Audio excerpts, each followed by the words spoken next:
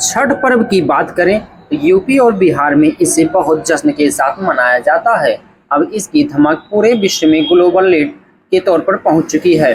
छठ पूजा global हो गई है। मुंबई में समंदर के किनारे यूपी और बिहार से जो प्रवासी गए हैं सूर्य देव को अर्घ देते हैं। मगर त्योहार का सीजन चल रहा हो तो अधिकतर लोग गांव चले जाते हैं। इस बार का छठ पर्व बहुत ही खास है क्योंकि महाराष्ट्र विधानसभा का चुनाव भी इसी दौरान है। चुनाव के बीच और छठ पर्व के बीच 12 ही दिनों का गैप हुआ है। अगर प्रवासी श्रमिक 20 नवंबर तक काम पर वापस लौटकर मुंबई नहीं आते हैं तो लगभग 12 ऐसी विधानसभा सीटें हैं जहां पर यूपी और बिहार के लोगों का वोट खिसक सकता है, जिससे भारतीय जनता पार्टी के लिए बड़ी मुसीबत बनेगी। अगर स्पेशल ट्रेन नहीं चलती है तो लोगों को आने जाने में परेशानी होगी क्योंकि स्थिति इतनी बेकाबू हो चुकी है, ट्रेन में बैठने की कोई जगह ही नहीं है। तो सरकार कोई ना कोई विकल्प अवश्य बनाएगी क्योंकि 12 विधानसभा पर पकड़ बनाने वाले यूपी बिहार के वोटरों को छोड़ना इतना आसान नहीं है उनके लिए, क्योंकि ट्रेन अब अगर स्पेशल नहीं चलेगी तो बैठकर आने की समस्या बन रही है। वहीं सुनने में आ रहा है प्रत्याशी अपने कामगार मजदूरों को बुलाने के लिए टिकट फ्री दे रहे हैं। अब देखना होगा कि बिहार और यूपी के युवा या बिहार यूपी के श्रमिक वापस तय समय पर जाते हैं या नहीं, क्योंकि यही 12 विधानसभा वहां पर चुनाव में जीत हार का गुणागणित सेट करेगी।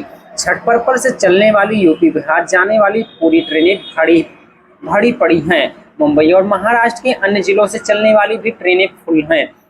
सामान्य दिनों की बात करें तो 2 से 3 महीने एडवांस की टिकट बुक हो जाती है, तब तक खाली नहीं रहती है। लेकिन बात कर रहे हैं लोकमान्य टर्मिनल समेत स्टेशनों पर यूपी बिहार जाने वाले यात्रियों की लाइन लगी पड़ी हुई है। महाराष्ट्र विधानसभा चुनाव के बीच अप्रवासियों के पलायन से राजनीतिक दलों की टेंशन बढ़ती जा रही है। जन विधानसभा में महायुति और एमडीए के बीच कड़ी टक्कर है, वहां बिहार यूपी के वोटरों के न होने से नुकसान होना बिल्कुल तय है। एक अनुमान के मुताबिक छठ व्रत के कारण सिर्फ मुंबई शहर में करीब 10 लाख अप्रवासी लोग अपने चले गए हैं गांव, जिनके वोटिंग तक लौटने का इंतजार सभी पार्टियां कर रही हैं और प्रत्याशी कर रहे हैं। सभी प्रत्याशी जोर लगा रहे हैं कि वापस सभी श्रमिक वापस आए, उनके लिए टिकट की व्यवस्था की जा रही है। उन्होंने कहा स्पेशल व्यवस्था के तहत उनको बुलाया जाएगा। 5 नवंबर को नहाय खाए के साथ छठ का व्रत शुरू होता है। 7 नवंबर की शाम श्रद्धालु डूबते सूर्य को अर्घ देते हैं।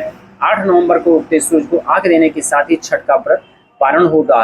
दूसरी ओर मुंबई समेत पूरे महाराष्ट्र में मतदान 20 नवंबर को हो। मुंबई समेत अन्य जिलों में बिहार और यूपी के पूर्वांचल के प्रवासी छठ करते हैं। परंपरा के मुताबिक अधिकतर प्रवासी छठ पूजा के लिए अपने गांव चले जाते हैं।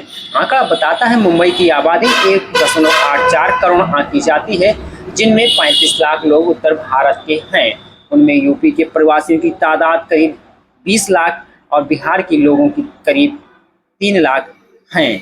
वहीं बात करते हैं मुंबई में प्रवासी इंडस्ट्री, रिटेल, सर्विस सेक्टर और मिलों में काम करने वाले ये सभी श्रमिक काम करते हैं। इनमें से 18 लाख प्रवासी अब मुंबई के वोटर भी बन चुके हैं।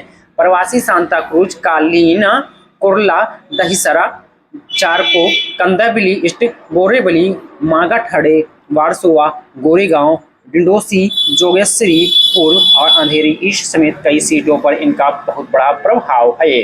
फिलहाल इन प्रवासी वोटरों को लुभाने के लिए चुनावी सभाओं में भोजपुरी गाने भी बजाए जा रहे हैं। कुर्ला में शिवसेना कैंडिडेट मंगेश कुडालकर की सभा में कमरिया करे लपालब लालीपाप लागिलू वाले गानों पे बड़ा तेज वीडियो वायरल होल बा, जिस पर अभी विवाद हो रहा है। छठ पर्व पर बिहार और पूर्वांचल के लोग छठ के लिए अपने गांव जात है या अब जा रहे हैं। एक्सपर्ट बता रहे हैं कि छठ पूजा जैसे जैसे नजदीक आ रहा है त्योहार, यूपी बिहार जाने वाले प्रवासी लंबी छुट्टी ले रहे हैं, महीनों की छुट्टी लेकर जा रहे हैं। अब सारे प्रवासी अगर 20 नवंबर तक वापस मुंबई लौट पाएंगे तब तो इसका लाभ मुंबई के उम्मीदवारों को मिल पाएगा। अगर नहीं लौटते हैं तो इसका असर महाराष्ट्र के अन्य शहरों में भी दिखाई देने वाला है, जहां प्रवासी लोग रहते हैं। एक अनुमान बताता है महाराष्ट्र में 25 लाख यूपी वाले और करीब 6 लाख बिहारी लोग रहते हैं। अगर यह चुनाव में गायब रहे तो नतीजों का बड़ा उलटफेर होना तय है। बिहार और पूर्वांचल के लोग बीजेपी के वोटर माने जाते हैं। 2014 से पहले प्रवासी कांग्रेस को वोट करते थे, मगर पिछले 4 चुनावों से बीजेपी गठबंधन के साथ रहा है।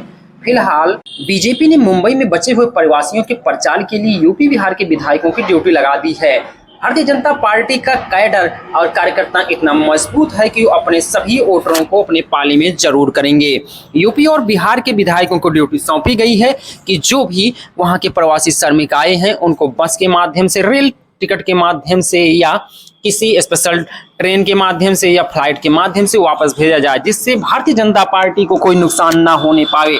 वहीं वोटर भी इस फिराक में है कि मोदी सरकार की ताकत मजबूत करना हमारा कर्तव्य है। सभी श्रमिकों ने कहा जब से मोदी सरकार आई है तब से हमारे हाथ मजबूत हुए हैं, हमको बराबर मजदूरी मिल रही है, हमको पूरा साधन मिल रहा है, सुविधा मिल रही है। उन्होंने बस एक चीज का खेद जताया कि आने जाने के लिए ट्रेन जो नहीं उपलब्ध है, इसको लेकर उनके अंदर कहीं ना कहीं कसक बनी हुई है। लेकिन इस कसक पर मरहम लगाते हुए श्रमिकों ने कहा ये कसक बहुत देश के लिए जरूरी है। अगर पीड़ा उठाते हैं आज तो हमारा नेतृत्व मजबूत होगा, मोदी सरकार मजबूत रहेगी, हम थोड़ा सा परेशानियां झेल लेंगे लेकिन मोदी सरकार की हम ताकत कम नहीं होने देंगे। कहीं ना कहीं आज गांव में भी इंटरनेट इतनी पैठ बना रखी है कि लोगों को ये पता हो चुका है राज्यसभा, लोकसभा कि कितने उम्मीदवार, कितनी सीटें होती हैं, कहां पर मैंडेट होता है, कितना नंबर गेम होता है। आज एक चौराहे पर बैठने वाला भी व्यक्ति जान रहा है कि सरकार की मजबूती कहाँ है, सरकार कानून विधेयक कहाँ से ला सकती है, उसके पास वोटिंग प्रोसेस क्या है।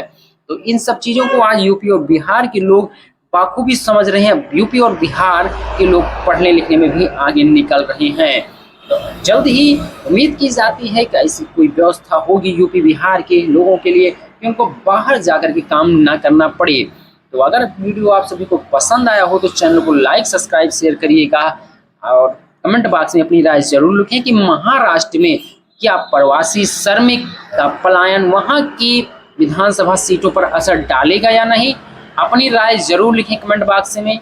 मिलते हैं अगली वीडियो में, तब तक के लिए नमस्कार।